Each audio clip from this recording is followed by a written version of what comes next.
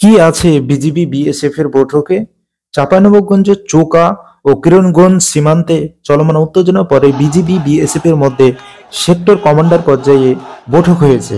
আজ বুধবার 22 জানুয়ারি সকাল 10:30টায় চাঁপাইনবাবগঞ্জের শিবগঞ্জ উপজেলার সোনা মসজিদ বিউপির সম্মেলন কক্ষে এই বৈঠক অনুষ্ঠিত হয়। বৈঠকে ফলপ্রসূ আলোচনা হয়েছে বলে জানিয়েছেন বিজিবির সিও লেফটেন্যান্ট কর্নেল গোলাম কিবরিয়া।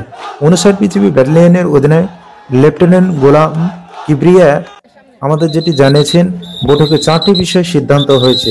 সেগুলো হলো সীমান্তে সৈন্যরক্ষার 150 গজের মধ্যে বাংলাদেশি ও ভারতীয় কৃষক ছাড়া অন্য কেউ প্রবেশ করতে পারবে না।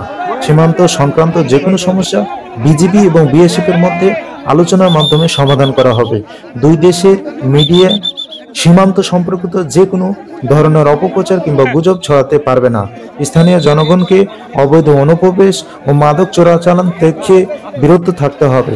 বৈঠকে বিজিবির পক্ষে নেতৃত্ব দেন রাজশাহী বিভাগীয় sector commander colonel Mohammad Imran Ibne এ রোক, আর বিএসএফ এর পক্ষে নেতৃত্ব দেন ডিআইজি অরুণ কুমার গৌতম, মালদা সেক্টর।